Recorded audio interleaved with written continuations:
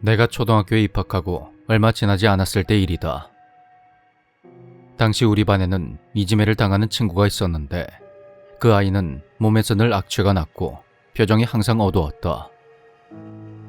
들리는 소문에 의하면 집안 형편이 많이 어려웠다고 하는데 그 친구에게는 천방지축에 개구지면서도 해맑은 또래 아이들의 모습이 전혀 보이지가 않았다. 어느 날 마을 회관의 뜰에서 집다발을 가지고 놀던 나는 갑자기 충동적으로 집 인형을 만들게 되었다. 당시 오컬트를 좋아했던 나는 예성외로 잘 만들어진 집 인형을 가지고 무언가를 시도해보기로 했다. 다음 날, 난 이지매를 당하는 그 아이의 머리카락을 어렵게 구해서 집 인형 안에 넣었다. 이것을 어떻게 할까 고민하던 나는 동네에서 조금 떨어진 곳에 있는 어두운 숲으로 향했다.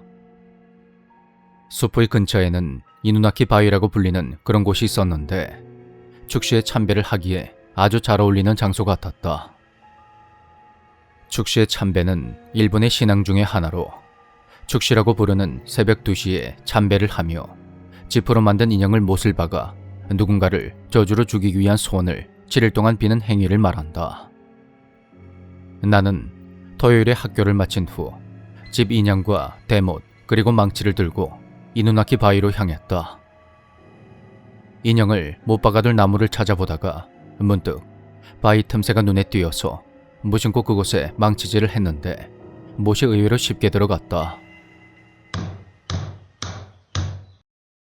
나는 바위에 망치질을 해서 그걸 고정시킨 뒤 집으로 돌아갔고 그 후로 몇 주가 지난 후에는 그 일을 까맣게 잊어버렸다. 그 친구 역시 평소와 다름이 없었고 아무 문제가 없는 것 같았다.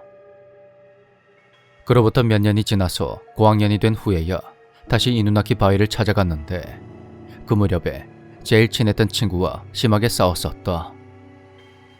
난 또다시 어두운 숲속에 있는 이누나키 바위 앞에 섰고 그때와 마찬가지로 친한 친구의 머리카락을 넣은 집 인형을 못 박았다. 처음으로 못 박아둔 인형은 흔적도 없이 사라져 있었다.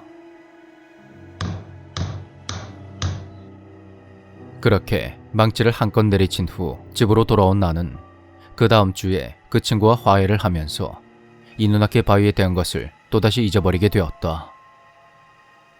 그 이후로도 나는 초등학교를 졸업하기 전에는 아버지의 머리카락을, 중학교 1학년 때는 형의 머리카락을 들고 이누나키 바위를 찾아갔다.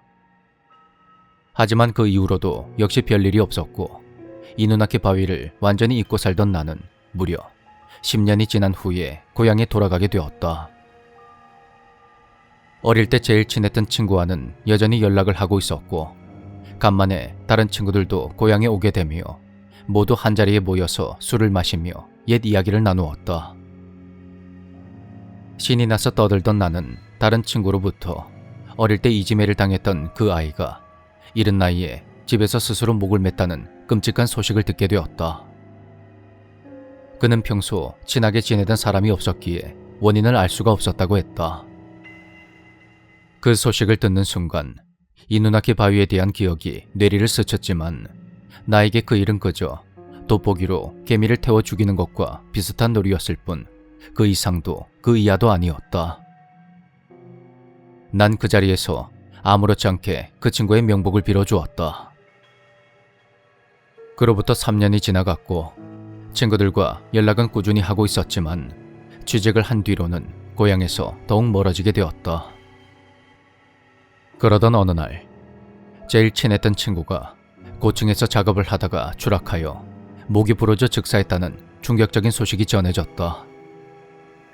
이누나키 바위에 대한 기억이 또다시 머릿속을 스쳐갔지만 그때까지만 해도 그리 심각하게 생각하진 않았다. 그런데 2년이 지난 후에 아버지가 갑작스러운 심장 발작으로 세상을 떠났고 그 후로 또다시 1년 후에는 형이 교통사고로 죽고 말았다. 당시 사고의 충격으로 형의 얼굴이 처참하게 망가지는 바람에 장의사가 그걸 수습하느라 애를 먹었는데 가만히 생각을 해보니 당시 형의 머리카락을 넣은 집 인형은 그 얼굴에 못을 박았었다. 나는 오컬트를 좋아하지만 초자연적인 현상이랄지 어떠한 불가사의한 힘, 그리고 귀신의 존재 따위는 전혀 믿질 않았다. 이누나케 바위에 박은 집 인형과 일련의 죽음에 관해서는 관계가 있을 것이라고 확신하면서도 머릿속으론 그럴 리 없다고 부정하고 있다. 아니, 그렇게 바라고 있다. 왜냐하면 내가 이누나키 바위를 한 번 더 찾아갔기 때문이다. 형의 집 인형을 받고 2년 후 내가 중학교 3학년 때 인간관계로 한참 고민하고 있던 나는 약간 자포자기한 심정으로 내 머리카락을 집 인형에 넣고 이누나키 바위에 박았다. 대못으로 온몸 이곳저곳에 쾅 쾅.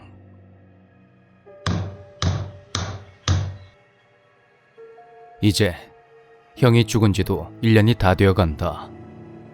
이누나키 바위는 아직도 그곳에 있을까?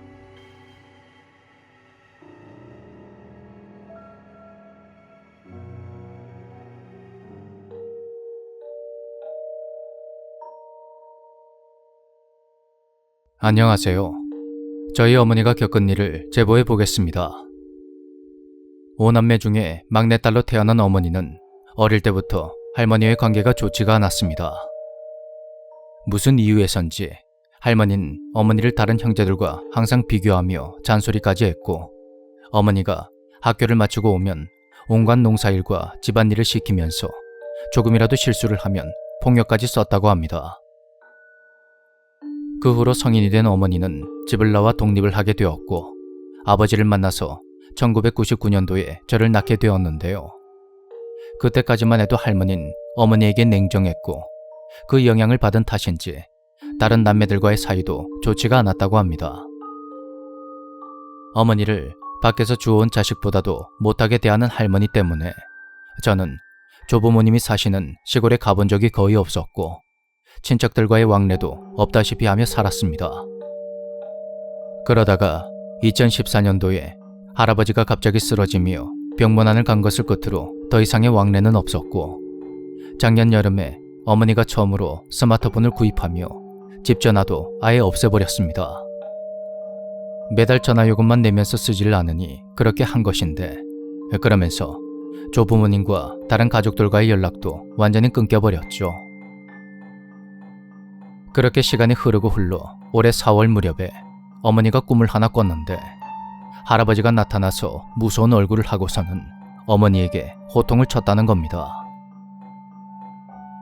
이런 고향 것! 네가 어떻게 그럴 수가 있어? 그러면서 어머니에게 손찌검을 하는데, 어머니가 그게 너무 무서워서 몸서리를 치다가 잠에서 깨어났다고 하더군요. 그 이야기를 듣고 제가 느낌이 좀 이상해서 연락을 한번 해봐야 하는 거 아니냐고 했지만, 할머니와의 감정의 골이 깊어진 어머니는 전화를 하지 않았습니다. 그 무렵 이모나 삼촌들과의 연락도 아예 하지 않고 살았는데, 어머니 입장에서는 애초에 번호 자체를 모르니 소식을 알 길이 없었던 것입니다. 그러다가 이달 초에 어머니가 개인적인 일이 있어서 어렵게 큰 외삼촌의 연락처를 알아내 전화를 걸었는데, 놀랍게도 할머니와 할아버지 모두 올해 초에 돌아가셨다는 소식을 듣게 되었습니다.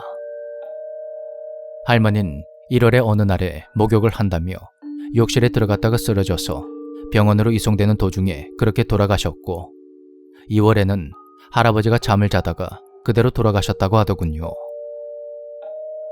집 전화가 없어진 탓에 연락이 끊어져서 서로의 소식을 전혀 몰랐던 것입니다. 이 충격적인 소식을 전해 들은 어머니는 그제야 할아버지가 나왔던 꿈을 떠올렸고, 한동안 덤덤한 표정으로 별다른 말씀이 없었습니다. 어쩌면 어머니는 서로의 마음을 대화로 풀고 화해를 시도해보기도 전에 돌아가신 부모님이 그립기도 하고 야속하기도 했을 겁니다. 그런 어머니의 모습을 지켜보는 저 역시 마음이 너무도 아팠습니다. 이 일을 통해서 가까운 사이일수록 더욱 소중하게 여겨야 한다는 걸 절실히 깨닫게 되었습니다.